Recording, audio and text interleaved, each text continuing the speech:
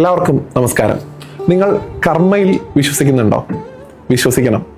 അതിന് ഏറ്റവും ഉതകുന്ന ഒരു കഥ രാമായണത്തിലുണ്ട്. രാമായണത്തിലെ ശ്രവണകുമാരന്റെ കഥയാണ് ഇന്ന് നമ്മൾ പറയാൻ പോകുന്നത്. ശ്രവണകുമാരന്റെ മാതാപിതാക്കളായിട്ടുള്ള ജ്ഞാനവതിയും ശാന്തനുവും അന്ധരായിരുന്നു.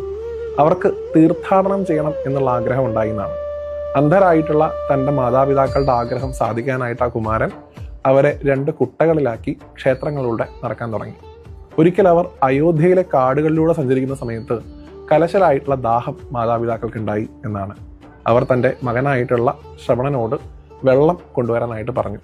അദ്ദേഹം അടുത്തുള്ള ഒരു പൊയ്കയിൽ പോയി തൻ്റെ കയ്യിലുള്ള കുടം കൊണ്ട് വെള്ളം ശേഖരിക്കുന്ന സമയത്താണ് അയോധ്യയിലെ യുവരാജാവായിരുന്ന ദശരഥൻ ആ വഴി വേട്ടയ്ക്ക് വരുന്നത്. അദ്ദേഹത്തിൻ്റെ ഈ കാതുകളിൽ മുഴുവൻ വെള്ളം ശേഖരിക്കുന്ന കുടത്തിൻ്റെ ഒച്ച അതൊരു കാട്ടുമൃഗത്തിൻ്റെതാണെന്ന് കരുതുകയും അദ്ദേഹം ആ ദിക്കിലേക്ക് അസ്ത്രമയക്കുകയും ചെയ്തു. അത് നേരെ ചെന്ന് കൊള്ളുന്നത് പാവം ശ്രവണകുമാരൻ്റെ നെഞ്ചിലാണ്. അദ്ദേഹത്തിൻ്റെ അടുത്തേക്ക് ഓടിച്ചെല്ലുന്ന ദശരഥനോട് അദ്ദേഹം ഉണ്ടായ കാര്യങ്ങളൊക്കെ പറയുന്നു.